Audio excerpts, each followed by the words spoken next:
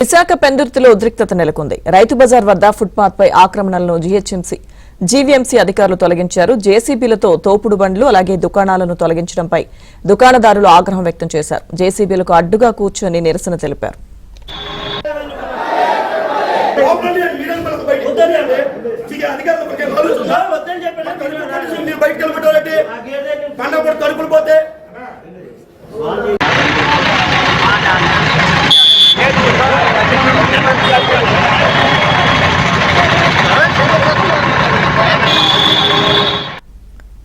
విశాఖ పెందుర్తిలో ఉద్రిక్తత నెలకొంది. రైతు బజార్ వద్ద ఫుట్పాత్ పై ఆక్రమణలను జీవీఎంసీ అధికారులు తొలగించారు. పూర్తి అప్డేట్స్ మా ప్రతినిధి నాయుడు అందిస్తారు.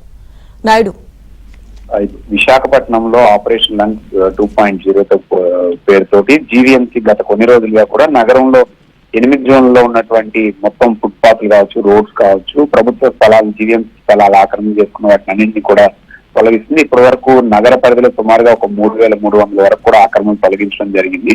సో ఇది అన్ని చోట్ల చేస్తున్నటువంటి పరిస్థితి కనిపిస్తుంది. కొన్ని చోట్ల ఉద్రిక్త పరిస్థితులు ఎక్కడెక్కడ స్థానికులు కానీ లేకపోతే ఫుట్పాత్ మీద వ్యాపారం చేసుకున్న వాళ్ళు కానీ వీళ్ళంతా కూడా ఆందోళన చేసి కొన్ని చోట్ల అడ్డుకున్నటువంటి పరిస్థితి. ఇప్పుడు ఆల్రెడీ మనకి పెందుర్తి రైతు బజార్ వద్ద రోడ్డు మీద పెట్టినటువంటి తొలగించే క్రమంలో అక్కడ ఉన్నటువంటి వాళ్ళందరూ కూడా ఆందోళన చేయడంతో పాటుగా జేసీబీకి అడ్డంగా వచ్చి కొంత సమయం పాటు ఉద్రిక్త పరిస్థితి నెలకొంది. వాళ్ళందరినీ కూడా పోలీసులు అక్కడి నుంచి తొలగించడంతో ప్రస్తుతం అయితే అక్కడ ఆక్రమణలు తొలగిస్తున్నటువంటి పరిస్థితి కనిపిస్తుంది. విశాఖ నగరంలో ఫుట్పాత్ ఆక్రమణల కారణంగా ట్రాఫిక్ సమస్యలు, యాక్సిడెంట్లు, స్థానిక ప్రజలు ఇబ్బందులు పడడంతో పాటు ఫుట్పాత్ పూర్తిగా ఆక్రమణ గురవడంతో ప్రజలు ఇబ్బందులు పడుతున్నారు కాబట్టి వాటిని తొలగిస్తామని చెప్పి ఇప్పటికీ అధికారులు చెప్పడం జరిగింది. అలాగే ఎవరైతే ఇప్పుడు అక్కడ లైసెన్స్ హోల్డర్స్ కానీ నిజంగా అర్హులు ఉన్నారో వాళ్ళందరికీ ప్రత్యేకంగా జోన్స్ సుమారుగా విశాఖ సిటీలో 21 వరకు గుర్తించారు. ఇంకా ఎక్కువ కావాల్సింది ప్రభుత్వానికి ప్రతిపాదన పెట్టాం. వచ్చిన తర్వాత వాళ్ళందరికీ కూడా న్యాయం చేస్తామని ఇప్పటికే జీవీఎంసీ అధికారులు చెప్పినప్పుడు కూడా ఇప్పుడు ఉన్నటువంటి వాళ్ళందరూ కూడా మా ఆక్రమణ పేరుతో మమ్మల్ని తొలగిస్తే మా ఉపాధి దెబ్బతింటుంది, మాకు ఎటువంటి ఉపాధి దొరకదు కాబట్టి ఖచ్చితంగా ప్రభుత్వం న్యాయం చేయాలని వాళ్ళందరూ కూడా డిమాండ్ చేస్తున్నటువంటి పరిస్థితి. అధికారులు మాత్రం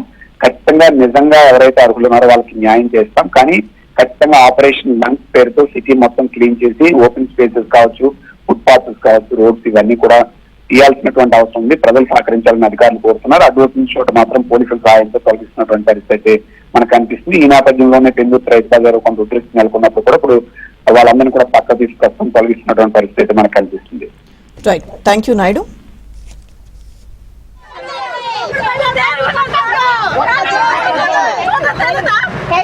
మా మామగారు చిన్నప్పటి నుంచి మేము పెట్టుకుని ఉంటున్నాం సార్ షాపాదిని, కానీ రైతు బజార్ కూడా అప్పుడు మేము షాప్ కూడా రాలేదు, రైతు బజార్ కూడా రాలేదు.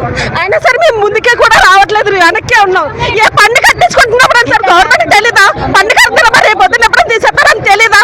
అప్పుడు చెప్పడం తెలీదా? మన రైతు బజార్ ఎట్టినప్పుడు అని సార్ అమ్మ కొంచెం వెనక్కి ఎట్టుకుని ముందుకు వస్తే రోడ్డు పోయిట్లో తీసేస్తారని కూడా ఆలోచన లేదా? గవర్నమెంట్ అప్పుడు ఆలోచించలేదా?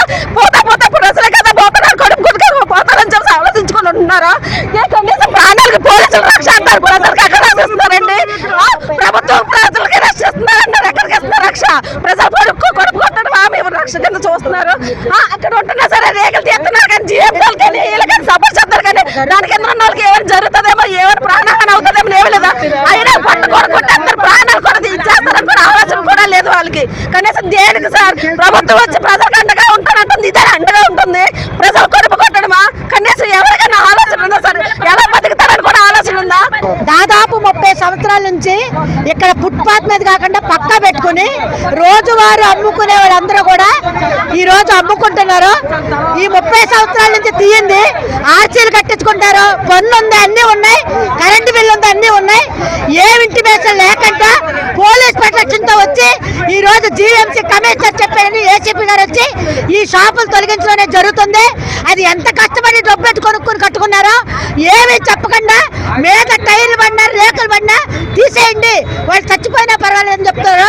కూటమి ప్రభుత్వం ఎన్నికల్లో ఓట్లు వేసుకుని పేదల ఓట్లు వస్తే గెలిచిన ప్రభుత్వం ఈ రోజు ఎందుకని సమాధానం చెప్పట్లేదు?